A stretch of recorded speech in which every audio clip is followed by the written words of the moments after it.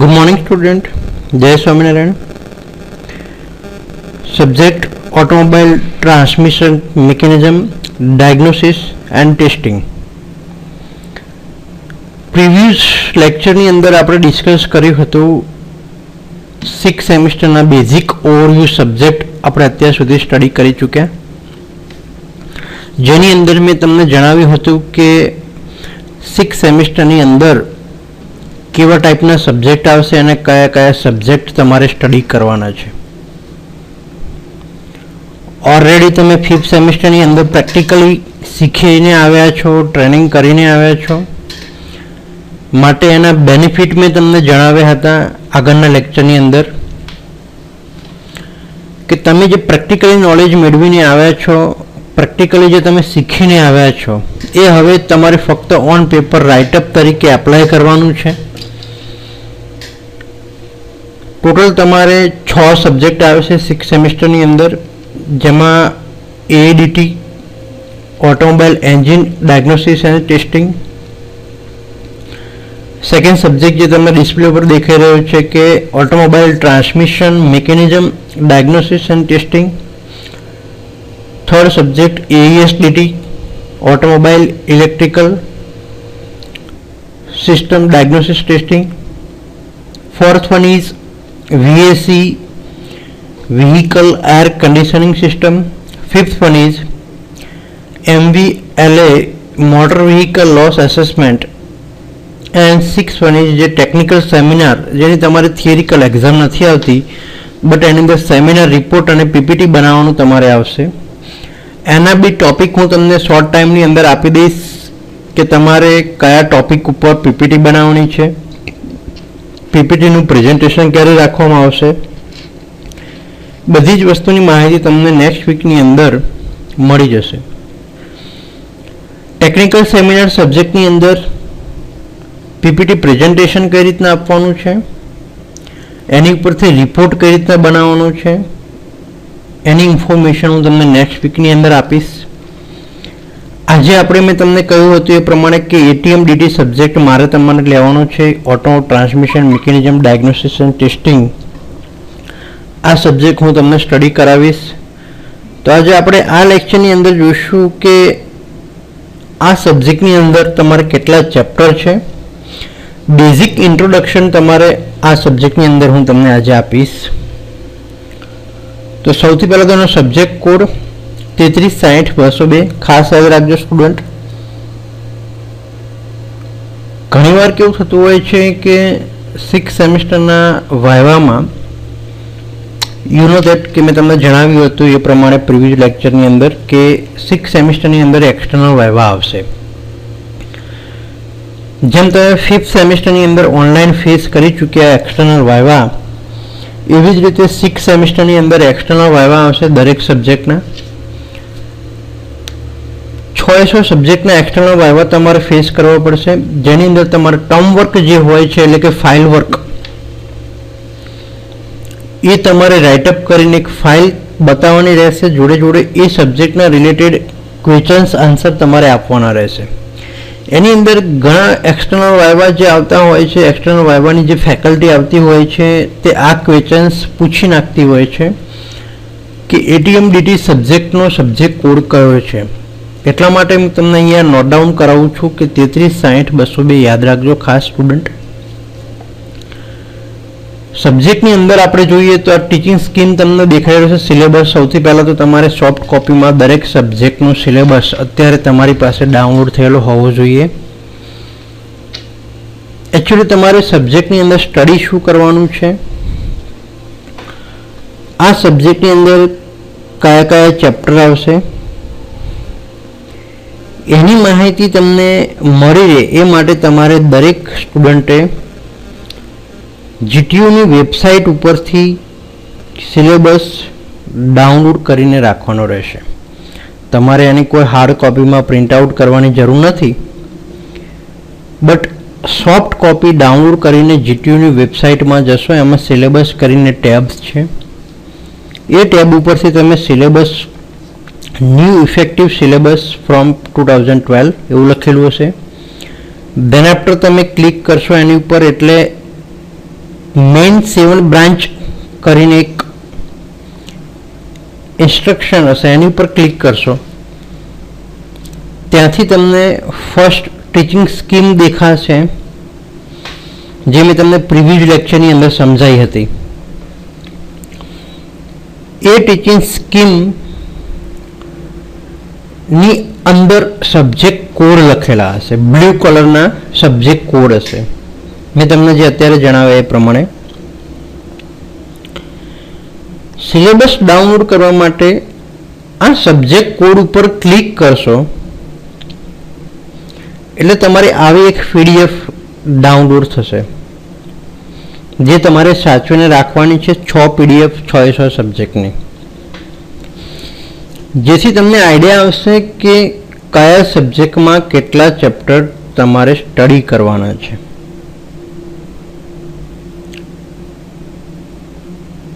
Subject title તમે ખાસ યાદ રાખજો. આ સબ્જેક્ટ તમને જે દેખાઈ રહ્યું છે કે auto transmission mechanism diagnosis and testing. હવે સબ્જેક્ટની અંદર વાત કરીએ તો સૌથી પહેલાં તો મેં તમને પ્રીવિયસ લેક્ચરની અંદર એક ઇન્સ્ટ્રક્શન આપી હતી, આઈ હોપ કે તમને યાદ હશે કે મેઇન 3 સબ્જેક્ટ તમારા 6 સેમિસ્ટરની અંદર છે, ડાયગ્નોસિસ ટેસ્ટિંગના, ટ્રબલ શૂટિંગના એટલે કે સર્વિસિંગના. એની અંદર તમારે બેઝિક ફંડા પહેલાં તો ક્લિયર કરવું પડશે. તમને આવડે જ છે બટ તમે ભૂલી ગયા હશો, એના માટે તમારે 3rd સેમિસ્ટરના સબ્જેક્ટ થોડા રિવાઇઝ કરવા પડશે. 3rd સેમિસ્ટરના 3 subject automobile engine, ATM automobile transmission mechanism, EIS automobile electrical system. આ 3 સબ્જેક્ટ તમે રિવાઇઝ કરશો એકવાર. ફક્ત તમારે એવું નથી કે તમે આખી બુક વાંચો, ખાલી ઉપર છેલ્લું તમે જોઈ લેશો તો એટલીસ્ટ એ આઈડિયા આવી જશે તમને કે આ 3 સબ્જેક્ટ ઉપરથી જે ડાયગ્નોસિસના 3 સબ્જેક્ટ જે ડિઝાઇન કરેલા છે GTUએ 6 સેમિસ્ટરની અંદર, એ ઉપરથી AEDT એટલે કે ઓટોમોબાઈલ એન્જિન ડાયગ્નોસિસ ટેસ્ટિંગ બનાવેલો છે. ATM ઉપરથી આ સબ્જેક્ટ જે તમને દેખાઈ રહ્યો છે કે auto transmission mechanism diagnosis and testing બનાવેલો છે. AES ઉપરથી આગળ ડીપની અંદર ડિઝાઇન કર્યો છે AES-DT કે જેને automobile electrical system diagnosis and testing કહીશું, જેની અંદર તમે અહીંયા જોઈ શકો છો કે એની ટીચિંગ જે સ્કીમ છે તે 70 ટોટલ 150 માર્ક્સનો સબ્જેક્ટ છે. 70 માર્ક્સનું તમારી થિયરિકલ GTU એક્ઝામ આવશે.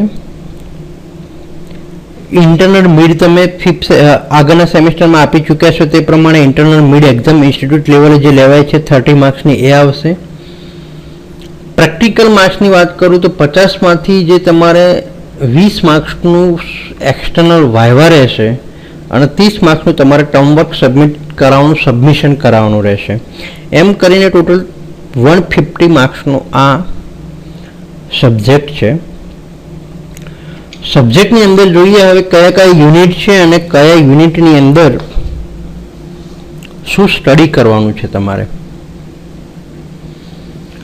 તો આગળ મેં તમને જણાવ્યું એ પ્રમાણે ATM સબ્જેક્ટ કેમ તમારે 3rd સેમિસ્ટરનો રિવાઇઝ કરવાનો છે એનું રીઝન તમને હવે સમજાશે. અહીંયા યુનિટ 1 તમે જોવો, શું નામ છે? Trouble shooting of clutch.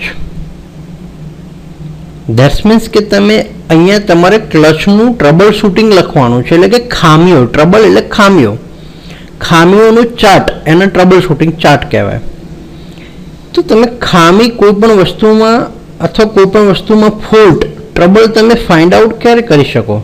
જ્યારે તમને એ કોમ્પોનન્ટ, એ વસ્તુનું તમને બેઝિક નોલેજ હોય ત્યારે તમે ફાઇન્ડ આઉટ કરી શકો. તો તમે ક્લચ અહીંયા જુઓ છો ફર્સ્ટ ચેપ્ટરની અંદર, તો ક્લચની ટ્રબલ આપેલા છે. ક્લચ યુનિટની અંદર શું શું ટ્રબલ થાય છે, એના કોઝિસ શું છે, એના રેક્ટિફિકેશન શું છે, ક્લચનું ઇન્સ્પેક્શન પ્રોસિજર અહીંયા તમારે સ્ટડી કરવાની છે. તો આ બધું વસ્તુ સ્ટડી કરતા પહેલા એટલીસ્ટ તમને એ આઈડિયા હોવા જોઈએ કે ક્લચ શું છે, what is clutch and how to work and what is the principle of clutch, ક્લચનું વર્કિંગ પ્રિન્સિપલ શું છે, કયા કાર્ય સિદ્ધાંત ઉપર તે કામ કરે છે. What is the mainly component involve in clutch unit, clutch યુનિટના મેઇન કોમ્પોનન્ટ કયા છે. પાર્ટ્સના નામ એટલીસ્ટ તમને આવડતા હોવા જોઈએ. ક્લચ યુનિટ કઈ રીતના કામ કરે છે ઓટોમોબાઈલ વ્હીકલમાં એનો આઈડિયા હોવા જોઈએ. કઈ કઈ ટાઈપની ક્લચ અત્યારની વ્હીકલમાં યુઝ થાય છે. ટાઈપ્સ ઓફ ક્લચના નામ તમને આવડતા હોવા જોઈએ. અને એનું વર્કિંગ, જો તમને વર્કિંગ આવડતું હશે તો તમે આની અંદરથી ફોલ્ટ શોધી શકશો. તમને એક હિન્ટ આપું, એક કી આપું ખાસ આ 3 સબ્જેક્ટ માટે કે પહેલું તો ફંક્શન્સ, કોઈ પણ પ્રકારના ટાઈપ, કોઈ પણ કોમ્પોનન્ટનું ફંક્શન્સ. બીજું એનું લોકેશન. હવે ક્લચ કઈ જગ્યાએ ફિટ થાય છે ગાડીમાં એ જ તમને નહીં ખબર તો તમે ક્લચમાંથી ટ્રબલ કઈ રીતે શોધશો. એટલા માટે પહેલાં તો એનું ફંક્શન આવડતું હોવું જોઈએ. બીજું એનું લોકેશન ખબર હોવું જોઈએ, ગાડીમાં કઈ જગ્યાએ એ પાર્ટ્સ ફિટ થયેલો છે. Clutch is fitted between the flywheel and transmission system, that's also known is the gear box. Clutch flywheel અને ગિયર બોક્સની વચ્ચે ફિટ થાય છે એવી એટલીસ્ટ તમને ખબર હોવી જોઈએ. અને ત્રીજી વસ્તુ, મેઇન પાર્ટ્સ ઓફ યુનિટ, કોઈ પણ યુનિટના કોઈ પણ કોમ્પોનન્ટના મેઇન પાર્ટ કયા છે. પાર્ટ્સના નામ જ તમને નહીં આવડતા હોય તો તમે એનું ઇન્સ્પેક્શન કઈ રીતના કરશો. તમે કઈ વસ્તુનું ઇન્સ્પેક્શન કરી રહ્યા છો એ તમને કઈ રીતના ખબર પડશે. જેમ કે ક્લચની અંદર પાર્ટ્સ આપણે જોઈએ તો ફ્રિક્શન પ્લેટ છે, ક્લચ પ્લેટ છે, ક્લચ બેરિંગ છે, ફ્રિક્શન પ્લેટ ઉપર થ્રુઆઉટ બેરિંગ લગાવેલી હોય છે, ક્લચ પેડલ છે, ક્લચ કેબલ છે, પ્રેશર પ્લેટ છે. આ બધા પાર્ટ્સના નામ જ તમને નહીં ખબર હોય તો ક્લચનું ડાયગ્નોસિસ અને ઇન્સ્પેક્શન કઈ રીતના તમે રાઇટઅપ કરી શકશો. એટલા માટે 3 વસ્તુ તમને હિન્ટ આપું છું કે 3 સબ્જેક્ટમાં કોઈ પણ કોમ્પોનન્ટનું તમને 3 નોલેજ હોવું જોઈએ. શું છે પહેલી વસ્તુ? ફંક્શન્સ. બીજી વસ્તુ મેં શું કીધી? યાદ કરો. બીજી વસ્તુ મેં તમને શું કીધી? લોકેશન. ત્રીજી વસ્તુ શું કીધી મેં તમને? પાર્ટ્સના નામ. આ 3 વસ્તુ તમને યાદ હોવી જોઈએ. 3 વસ્તુ તમને યાદ હશે તો અંદર ઇઝીલી તમે જે કોમ્પોનન્ટનું ટ્રબલ શૂટિંગ લખવાનું છે, કે એનું રેક્ટિફિકેશન કરવાનું છે, કે એનું ઇન્સ્પેક્શન પ્રોસિજર કરવાનું છે, કે રિકન્ડિશનિંગ કરવાનું છે, કે એડજસ્ટમેન્ટ કરવાનું છે, આ બધી વસ્તુ તમે ઇઝીલી લખી શકશો. તો યુનિટ નંબર 1ની અંદર ક્લચ વિશે સ્ટડી કરવાનું છે. સેકન્ડ યુનિટમાં તમારે ગિયર બોક્સ વિશે સ્ટડી કરવાનું છે. ગિયર બોક્સની અંદર કઈ કઈ ટ્રબલ, કઈ કઈ ખામીઓ થાય, એના કારણો શું છે અને એના રેમેડીઝ કઈ રીતના કરવાના, ઉપાયો શું છે, એના પ્રોબ્લેમને સોલ્વ આઉટ કરવાનું. એનું ઇન્સ્પેક્શન, કોમ્પોનન્ટનું ઇન્સ્પેક્શન 1 by 1 કઈ રીતના કરવું, એનું રેક્ટિફિકેશન કઈ રીતના કરવું, એનું ઓવરહાઉલિંગ ગિયર બોક્સનું કઈ રીતના કરવું. એટલે કે આખું એનું સર્વિસિંગ જોવાનું છે અહીંયા યુનિટ નંબર 2ની અંદર. યુનિટ નંબર 3 છે તમારું propeller shaft, universal joint and rear axle assembly. Inspection and trouble shooting of propeller shaft, universal joint, rear axle assembly. ટ્રાન્સમિશનનો જે પાછળનો પોર્શન છે in case of rear wheel drive.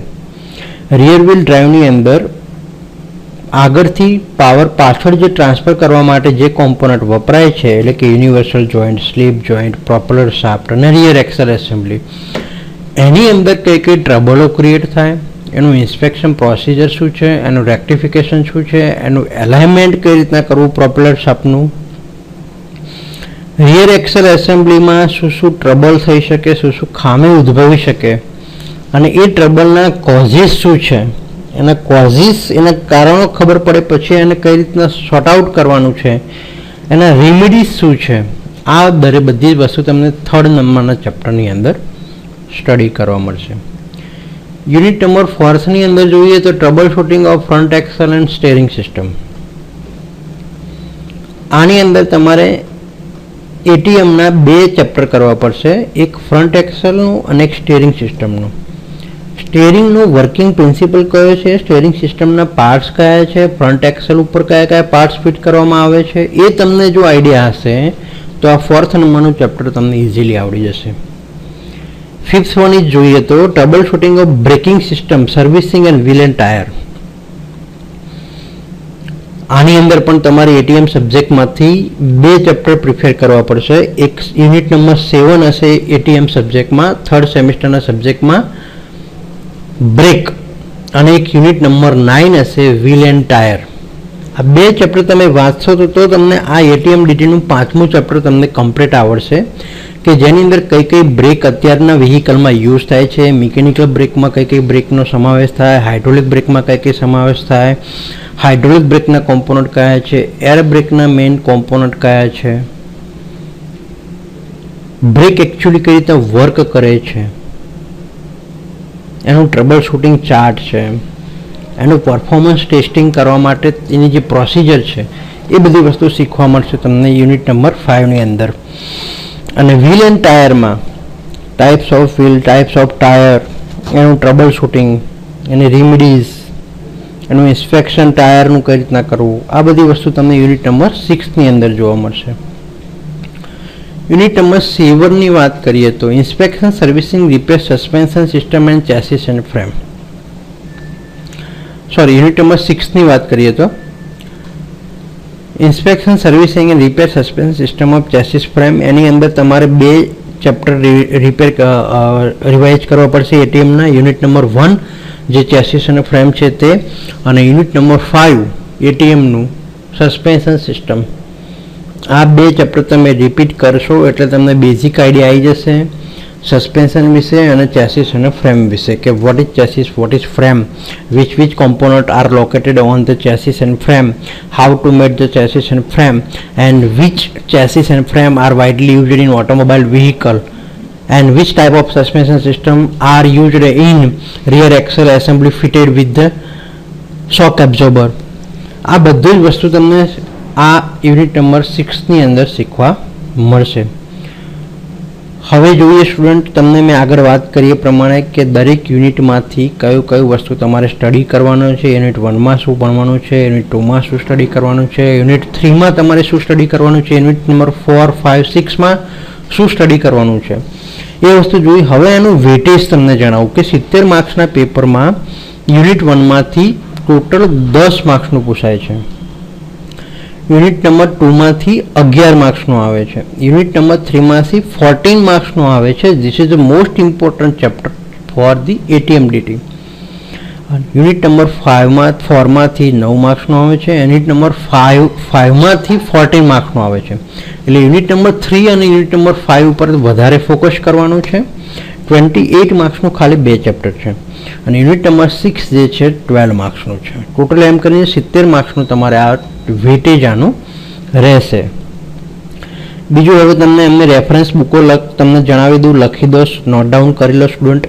એક તમારે William ક્રાઉન્સ લાવવાની છે ટ્રબલ શૂટિંગ માટે બેસ્ટમાં બેસ્ટ બુક 3 સબ્જેક્ટ માટે, એડીટી, એટીએમડીટી અને એએસડીટી માટે વિલિયમ ક્રાઉન્સ બેસ્ટમાં બેસ્ટ બુક રહેશે. બીજી એક તમારે બેઝિક ફંડા ક્લિયર માટે આરબી ગુપ્તા, અને ત્રીજી તમારી રેફરન્સ બુક જો લાવી હોય તો કૃપાલસિંહ વોલ્યુમ 1 અને વોલ્યુમ 2. આ 3 બુક તમારા માટે ઇનફ છે. 3 બુક તમે as a English medium student તમે આ 3 બુક યુઝ કરી શકો છો. ગુજરાતી મીડિયમ સ્ટુડન્ટ માટે ખાસ કે અતુલ પ્રકાશનની બુક આવે છે, પણ એની અંદર એટલું બધું કન્ટેન્ટ બહુ ખાસ છે નહીં, એટલું બધું કન્ટેન્ટ ખાસ કવર બી નહીં થતો. એના કરતાં બેઝિક તમારે ખાસ ડીપમાં તમારે જોવું હોય તો વિલિયમ ક્રાઉન્સ બુક બધા જ સ્ટુડન્ટ બુક વસાઈ લેજો. વિલિયમ ક્રાઉન્સ તમારા માટે વન મેન આર્મી જેવું છે. ઓકે, તો આશા રાખું છું કે તમને દરેક ચેપ્ટરની માહિતી મળી ગઈ હશે, કઈ બુક વસાવી એની ઇન્ફોર્મેશન મળી ગઈ હશે, અને કયા ચેપ્ટરમાંથી કેટલા માર્ક્સનું તૈયારી કરવી એ પણ મેં તમને માહિતી આપી. હવે નેક્સ્ટ લેક્ચરની અંદર આપણે શરૂઆત કરીશું first chapter trouble shooting of ક્લચથી જોઈશું. Thank you.